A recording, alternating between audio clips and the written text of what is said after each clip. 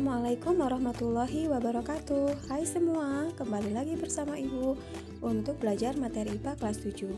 Pada kesempatan kali ini kita akan belajar mengenai kalor dan perpindahannya. Simak baik-baik ya. Kalor dan perpindahannya. Materi ini adalah materi di kelas 7 bab 5 semester pertama. Lalu kompetensi dasar yang harus kalian miliki setelah belajar ini adalah yang pertama, memahami konsep suhu, pemuaian kalor, perpindahan kalor, dan penerapannya dalam kehidupan sehari-hari, termasuk mekanisme menjaga kestabilan suhu tubuh pada manusia dan hewan. Lalu melakukan percobaan untuk menyelidiki pengaruh kalor terhadap suhu dan wujud benda, serta perpindahan kalor. Apakah perbedaan suhu dengan kalor? Materi suhu ini sudah kalian pelajari di materi sebelumnya, yaitu tentang suhu dan perubahannya. Agar tidak tertukar pengertian, maka kita bedakan antara suhu dengan kalor.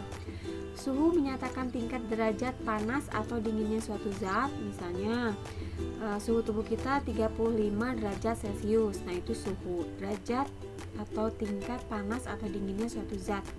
Lalu alat ukurnya yaitu termometer. Lalu kalau kalor apa? Kalor adalah salah satu bentuk energi yang berpindah dari satu benda ke benda lain karena perbedaan suhu, dan diukurnya dengan alat yang disebut kalorimeter. Misalnya kita memegang gelas yang berisi air panas, kalor atau panas atau juga energi akan terasa di tangan. Ya, awalnya tangan kita dingin atau biasa saja, suhunya normal. Setelah memegang gelas yang berisi air panas, maka suhunya akan lebih tinggi. Itu karena kalornya berpindah dari gelas yang panas tadi ke tangan kita. Pengertian kalor, apa yang dimaksud dengan kalor? Kalor adalah energi panas yang berpindah dari benda yang bersuhu lebih tinggi ke benda yang bersuhu lebih rendah. Jadi biasanya kalor itu berpindah dari yang suhunya tinggi ke yang suhunya lebih rendah, seperti tadi dicontohkan, dari gelas berisi panas yang suhunya gelas berisi air panas yang suhunya lebih tinggi ke tangan kita yang suhunya lebih rendah. Lalu kalori ada juga pada makanan. Kalor, jadi ada kalori kalau pada makanan itu karena sama-sama bentuknya energi. Kalori saat kita makan, contohnya lemak itu 9 kalori per gram, karbohidrat 4 kalori per gram, dan protein 4 kalori per gram. Materi ini akan kalian dapatkan nanti di kelas 8 pada sistem pencernaan manusia. Nah, 1 kalori adalah jumlah energi panas yang dibutuhkan untuk menaikkan suhu 1 gram air hingga naik sebesar 1 derajat Celcius. Lalu 1 kalori itu sama atau setara dengan 4,184 Joule, dan biasanya sering dibulatkan menjadi 4,2 Joule untuk memudahkan penghitungan. Nah, tubuh kita mengubah sebagian makanan menjadi energi panas. Maka energi panas yang disediakan oleh makanan diukur dengan kilokalori atau disebut juga kalori atau kal biasanya ya. Nah, 1 kalori makanan sama dengan 1000 kalori. Kita menggunakan kilokalori untuk makanan karena kalori terlalu kecil untuk dipakai mengukur energi pada makanan yang kita makan. Nah, jadi energi pada makanan biasanya diberi satuan kilokalori. Lalu zat gizi makanan yang mengandung energi kimia dapat diubah menjadi energi panas atau juga energi bentuk lain, seperti energi yang kita gunakan untuk bergerak. Sebagian energi ini digunakan untuk mempertahankan suhu tubuh. Jadi saat kita kedinginan, kita akan menggigil untuk mempercepat metabolisme tubuh sehingga suhu tubuh akan tetap terjaga. Nah, jadi kalori atau kalor ini tidak hanya harus selalu pada zat lain di luar tubuh kita. Jadi pada makanan juga yang masuk ke dalam tubuh kita, di dalam tubuh kita sendiri juga ada kalori atau kalor. Nah, biasanya setiap kemasan makanan yang kita makan harus tercantum kandungan kalorinya. Misalnya contoh di sini takaran sajinya jumlah kalori jumlah sajian per kemasan 120 gram, lalu jumlah kalorinya, energi total di situ ada 550 kilokalori ya, energi dari lemaknya 210 kilokalori. Nah, yang seperti yang disebutkan tadi, kalau pada makanan karena energinya terlalu besar jadi disebutnya kilokalori. Ini berarti 210.000 kilokalori itu setara 210 ini 210 kilokalori berarti 210.000 kalori ya, karena 1 kilo itu 1000. Lalu di sini juga ada pada minuman yang sepertinya sering kita minum ya, di sini ada energi totalnya 90 kilokalori. Jadi setiap makanan kemasan biasanya ada informasi nilai gizi plus ada informasi kandungan kalorinya. Biasanya informasi kandungan kalori ini bermanfaat untuk orang-orang yang sedang diet atau menjaga pola makan sehat dengan cara memasukkan makanan yang ke tubuh kita itu tidak terlalu banyak. Jadi kalorinya seimbang antara yang dibutuhkan dengan yang digunakan untuk aktivitas.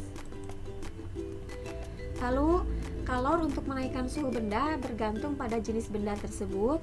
Makin besar kenaikan suhu benda, kalor yang diperlukan juga makin besar. Lalu makin besar massa benda, kalor yang diperlukan juga makin besar. Contohnya kalau misalnya kita ingin menaikkan suhu air yang hanya setengah panci dengan yang satu panci penuh, pasti kalornya akan lebih besar dibutuhkan yang satu panci penuh. Cirinya ya kalau kita merebus air waktunya akan lebih lama agar sampai airnya mendidih. Lalu kenaikan suhunya juga menentukan berapa besar kalornya. Kalau misalnya kita ingin agak hangat, pasti kalornya lebih sedikit dibandingkan kalau sampai mendidih sampai panas sekali. Nah, kalor dan perubahan suhu benda. Kalor dapat mempengaruhi kenaikan atau penurunan suhu benda. Suhu benda akan naik ketika mendapat kalor dan suhu benda akan turun justru ketika melepaskan kalor. Jadi suatu benda itu tidak hanya harus mendapatkan kalor, tapi juga bisa melepaskan kalor.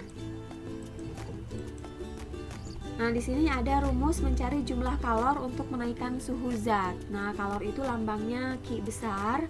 Kalor yang diperlukan untuk menaikkan suhu zat itu sama dengan kalor jenis dikali massa benda dikali kenaikan suhu. Nah, di sini secara matematis Ki-nya sama dengan Ki atau kalor, jumlah kalor sama dengan MC delta T atau M dikali C dikali delta T. Dengan Ki-nya kalor, satuannya Joule, M-nya massa benda, satuannya harus kilogram, C-nya kalor jenis, satuannya Joule per kilogram derajat Kelvin. Lalu delta T perubahan suhu dalam derajat Kelvin atau bisa juga dalam derajat Celcius. Nah, yang C ini atau kalor jenis biasanya sudah diketahui di soal atau bisa dilihat pada tabel kalor jenis.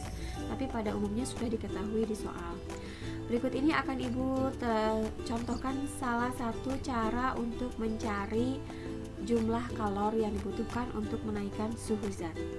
Simak baik-baik cara penyelesaian soalnya.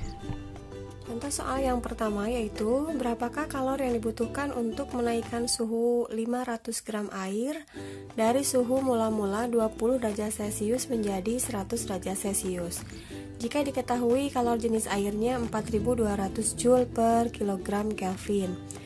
Baik, kita mulai dari diketahuinya. Dari soal kita bisa lihat ada massa air yaitu 500 gram. M 500 gram kita rubah dulu ke dalam kilogram dibagi 1000 karena 1 kilogram itu 1000 gram. 500 dibagi 1000 adalah 0,5 kilogram. Lalu yang kedua adalah kalor jenis air 4200 Joule per kilogram Kelvin, C-nya. Lalu ada delta T. Delta T ini bisa kita hitung dari suhu akhir dikurangi suhu awal. Suhu akhirnya kita bisa lihat 100 derajat Celcius dari soal tadi. Lalu suhu awalnya 20 derajat Celcius, maka perubahan suhunya yaitu 80 derajat Celcius. Yang diketahui adalah Ki atau kalor yang dibutuhkan untuk menaikkan suhu air tersebut sebanyak 80 derajat Celcius. Lalu kita lihat rumusnya Ki sama dengan M dikali C dikali delta T. Kita masukkan satu persatu di sini. M-nya 0,5 kg, C-nya 4200 Joule per kilogram Kelvin dan delta T atau perubahan suhunya 80 derajat Celcius. 0,5 dikali 4200 itu kan setengahnya ya, 2100 dikali 80, isinya 168.000 joule, atau bisa disederhanakan lagi dibagi 1000 agar satuannya kilojoule menjadi 168 kilojoule. Jadi kesimpulannya, kalori yang dibutuhkan untuk menaikkan suhu 500 gram air sampai kenaikan suhu 80 derajat Celcius adalah 168 kilojoule. Perubahan wujud zat akibat melepaskan dan menerima kalor. Kita lihat pada gambar proses yang pertama, perubahan wujud dari cairan ke uap atau ke gas, itu namanya menguap. Proses ini memerlukan kalor. Lalu kebalikannya, perubahan wujud dari gas ke cairan, itu namanya mengembun. Proses ini melepaskan kalor. Lalu peristiwa atau perubahan wujud zat yang ketiga yaitu melebur. Ini memerlukan kalor. Contohnya dari es atau bentuk padat dari cairan ke air memerlukan kalor. Lalu dari air ke es itu membeku, melepaskan kalor. Lalu perubahan wujud zat yang kelima yaitu menyublim. Ini juga memerlukan kalor dari padatan menuju ke gas. Lalu kebalikannya dari gas menuju ke padatan namanya menghablur. Proses ini melepaskan kalor. Jadi kalor bisa merubah wujud zat yang satu ke wujud zat yang lain. Lalu selain kalor yang diperlukan untuk menaikkan suhu suatu zat, ada juga yang namanya kalor laten. Kalor laten ini terdiri dari dua, ada kalor penguapan atau kalor uap dan kalor pengembunan atau kalor lebur. Gampangnya masih sama, Q. Untuk rumus kalor uap, Q sama dengan M dikali U. Untuk kalor lebur, Q sama dengan M dikali L. Dengan Q adalah kalor yang dibutuhkan atau dilepas untuk berubah wujud, satuannya joule, M-nya massa dalam satuan kilogram, L-nya kalor lebur atau kalor beku, satuannya joule per kilogram, dan U kalor penguapan atau kalor pengembunan, satuannya joule per kilogram. Biasanya nilai L dan U ini sudah tertera di soal, jadi tinggal nanti menghitung, kalau tidak M menghitung Q. Kalor lebur suatu zat adalah banyaknya kalor yang diserap oleh satu satuan massa, bisa itu gram atau kilogram, tapi biasanya dirubah ke dalam kilogram karena satuan SI. Zat tersebut untuk mengubah wujudnya dari padat ke cair pada temperatur atau titik leburnya. Jadi yang digunakan untuk merubah wujud dari padatan ke cairan itu kalor lebur, tidak menaikkan suhu zat. Kalau yang sebelumnya Q sama dengan MC delta T itu merubah suhu zat, menaikkan atau menurunkan. Lalu kalor laten yang kedua ada kalor uap. Gampangnya U adalah banyaknya kalor yang diperlukan untuk mengubah 1 kg zat cair menjadi uap seluruhnya pada titik didihnya. Nah, perhatikan contoh soal mengenai kalor lebur dan kalor uap berikut. Contoh soal yang kedua ini untuk kalor lebur. Pertanyaannya, berapakah kalor yang diperlukan untuk meleburkan 5 kg air dalam keadaan beku atau es jika kalor lebur air tersebut 336.000 joule per kilogram. Kita mulai dari diketahuinya adalah massa air yang dileburkan adalah 5 kg. Karena sudah dalam bentuk kilogram, tidak perlu dirubah lagi. Lalu ada L ini adalah kalor lebur. Di sini zatnya air, kalor lebur air 336.000 joule per kilogram. Yang ditanyakan adalah kalor atau Q. Jawab, Q-nya atau kalor yang dibutuhkan adalah Q sama dengan M dikali L. M-nya 5 kg dikali 336.000 joule per kilogram.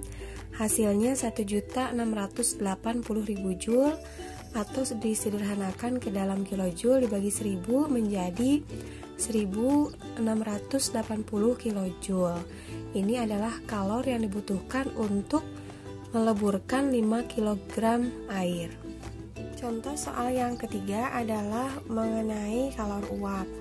Di sini ada soal, berapakah banyaknya kalor yang diperlukan untuk menguapkan 1 kg air pada suhu 100 derajat Celcius jika diketahui kalor penguapan air adalah 540 kalori per gram.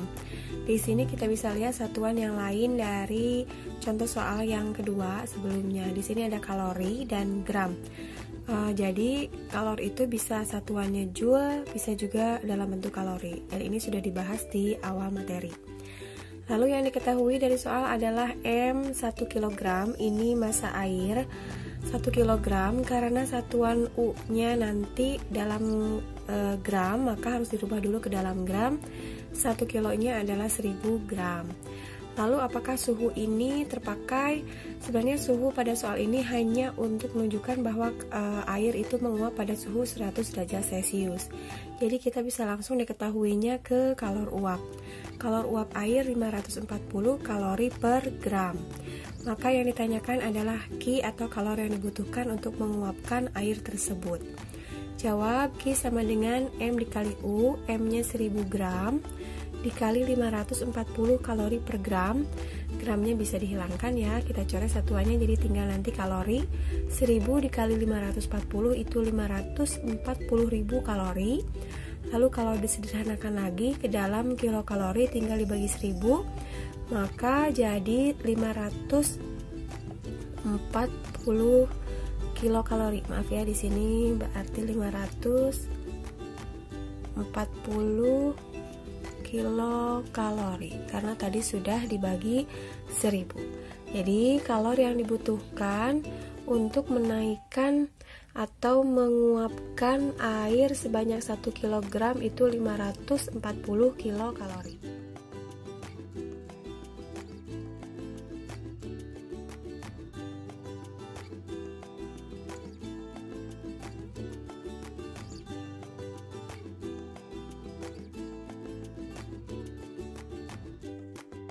Aplikasi kalor dalam kehidupan. Nah, mengapa kalian berkeringat? Pada saat kita beraktivitas terjadi peningkatan proses perubahan energi kimia makanan menjadi energi gerak. Nah, proses ini menghasilkan panas yang dapat meningkatkan suhu tubuh. Biasanya suhu optimal tubuh manusia adalah 36,5 sampai 37,5 derajat Celcius. Dan aktivitas dan lingkungan sekitar biasanya memaksa tubuh manusia bereaksi untuk menjaga suhu tubuh agar tetap optimal. Jadi ketika suhu tubuh kita terlalu panas, kita berkeringat karena nanti keringatnya akan menguap dan penguapan keringat ini memerlukan kalor. Nah, kalor ini diambil dari kulit tubuh sehingga tubuh yang panas itu menjadi dingin dan kembali ke suhu optimal. Nah, ini salah satu cara untuk mempertahankan suhu tubuh yang dilakukan oleh tubuh kita. Yang kedua, mengapa saat kedinginan kita lebih cepat merasa lapar? Jadi pada saat kita kedinginan, tubuh kita akan menggigil. Dengan menggigil, tubuh kita bergerak lebih cepat dan hal ini memaksa tubuh melakukan metabolisme lebih cepat. Metabolisme ini adalah proses pembakaran energi kimia makanan menjadi energi gerak dan menghasilkan panas. Jadi karena proses makanan jadi energinya juga lebih cepat, otomatis ketika kita kedinginan kita akan lebih cepat merasa lapar. Lalu kalau pada hewan, penyeimbangan suhu tubuh dilakukan dengan cara menjulurkan lidah. Anjing itu menjulurkan lidah, salah satu contohnya ya pada anjing yang sering menjulurkan lidah untuk mengatur suhu tubuh dengan membuang panas yang berlebihan. Pembuangan itu bisa melalui penguapan dari mulutnya. Nah, dengan menjulurkan lidah akan membuat suhu tubuh anjing tetap terjaga atau kembali normal.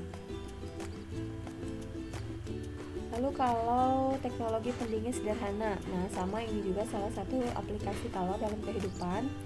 Kenapa misalnya ada kolam di depan gedung? Nah, kolam ini membuat lingkungan sekitar menjadi lebih sejuk karena secara alami kolam akan menguap. Untuk menguap diperlukan kalor. Kalor ini diperlukan atau diambil dari udara di sekitar kolam sehingga udara menjadi lebih sejuk dibandingkan kalau tidak ada kolam yang berisi air. Lalu materi berikutnya tentang perpindahan kalor. Kalor berpindah dari benda yang bersuhu tinggi ke benda yang bersuhu lebih rendah. Perpindahan kalor melalui 3 cara, yaitu konduksi, konveksi, dan radiasi. Mari kita bahas satu persatu. Yang pertama adalah konduksi. Contohnya kalau kalian menyetrika, biasanya setrikaan yang terbuat dari besi itu semakin panas dan panasnya akan berpindah ke pakaian. Nah, bagaimana cara besi itu bertambah panas? Nah, saat suhu naik, partikel benda bergetar lebih cepat dan kalor berpindah, partikelnya tapi tidak ikut berpindah. Jadi si partikelnya ketika dipanaskan akan lama-lama semakin naik suhunya, tapi si partikelnya tidak berpindah satu sama lain, hanya saling membentur dan yang terkena benturan itu nanti bergerak semakin cepat. Nah, ini yang dimaksud dengan konduksi. Konduksi intinya adalah perpindahan panas melalui bahan tanpa disertai perpindahan partikel-partikel bahan tersebut. Lalu berdasarkan kemampuan benda menghantarkan panas, itu ada konduktor dan ada isolator. Materi ini sudah kalian pelajari di sekolah dasar. Konduktor adalah bahan yang mampu menghantarkan panas dengan baik, sedangkan isolator adalah bahan yang menghantarkan panas dengan buruk. Di sini contoh konduktor, kalau dilihat di panas semakin ke kanan nanti semakin baik kemampuan menghantarkan kalornya. Di sini ada timbal, baja, aluminium, emas, tembaga, dan perak. Jadi perak adalah konduktor panas yang paling baik. Lalu di sini contoh isolator, air, bata, kayu, styrofoam, udara, dan hampa udara. Kalau semakin ke kanan pada isolator semakin buruk dalam menghantarkan kalornya. Maka udara dan hampa udara ini yang paling buruk dalam menghantarkan kalor. Contoh penerapan konduktor dan isolator. Nah, ini pada peralatan rumah tangga yang terbuat dari aluminium. Kalau aluminium itu konduktor, jadi kalau misalnya agar tidak panas ketika dipegang, biasanya gagangnya terbuat dari kayu yang sifatnya isolator atau tidak menghantarkan panas. Lalu ada kopi di gelas yang terbuat dari kaca. Kenapa tidak logam? Karena kaca itu merupakan isolator yang baik. Jadi agar panas di kopi tetap terjaga, biasanya gelas itu terbuat dari kaca. Lalu contoh penerapan konduktor dan isolator yang lain adalah ketika kita kedinginan dan diberi selimut. Nah, ini fungsinya agar panas di tubuh kita ini terperangkap atau tetap berada di dalam tubuh, jadi tidak keluar. Ini diberi selimut yang terbuat dari kain wol biasanya. Lalu ada lagi pinguin. Nah, pinguin yang habitatnya di kutub selatan atau kutub utara yang bersuhu sangat dingin memiliki lapisan lemak yang tipis di bawah kulit. Jadi lemak ini menjaga tubuh pinguin tetap hangat. Cara perpindahan kalor yang kedua adalah konveksi. Konveksi adalah perpindahan kalor dari satu tempat ke tempat lain bersama dengan gerak partikel-partikel benda, biasanya di air ya. Kalau air kan tidak bisa berpindah secara konduksi karena partikelnya ini bergerak, harus ikut bergerak ketika kalornya berpindah. Jadi kalau misalnya konveksi, ini ada air di bejana lalu dipanaskan, air yang di bawah ini lebih cepat panas. Yang lebih cepat panas nanti partikelnya akan naik ke atas, yang air bagian atas partikelnya akan turun ke bawah. Terus begitu seterusnya sampai semua bagian di air ini panas semua. Jadi ini yang termasuk konveksi. Penerapan konveksi pada angin laut dan angin darat. Nah, pada siang hari udara di daratan lebih cepat panas dan angin nanti akan bergerak dari lautan ke daratan, ini yang namanya angin laut. Kalau di malam hari justru lebih cepat dingin yang di daratan. Kalau tadi di siang hari lebih cepat panas, pada malam hari di daratan udaranya lebih cepat dingin. Akhirnya jadi menyebabkan angin di daratan akan bergerak ke lautan. Ini yang namanya angin darat. Lalu cara perpindahan kalor yang ketiga adalah radiasi. Radiasi adalah perpindahan kalor tanpa memerlukan medium. Contohnya bagaimana cahaya matahari sampai ke bumi melalui ruang hampa udara. Karena tidak ada zat perantara, maka perpindahan kalornya tidak mungkin dilakukan secara konduksi ataupun secara konveksi, jadi melalui radiasi. Contoh yang lain, kalau misalnya kita mendekatkan tangan ke api juga sama, itu ada radiasi dari kalor atau panas apinya terasa meskipun tidak harus dipegang apinya. Pemanfaatan peristiwa radiasi yang dimanfaatkan oleh hewan salah satunya adalah oleh hewan berdarah dingin seperti buaya. Buaya ini memanfaatkan radiasi panas matahari untuk menghangatkan tubuh. Jadi kalau dari matahari diserap oleh buaya dengan cara membuka mulut sehingga suhu tubuhnya naik dan buaya dapat beraktivitas dengan mudah. Nah, sampai segitu materi dari kalor dan perpindahannya. Mudah-mudahan bermanfaat. Wassalamualaikum.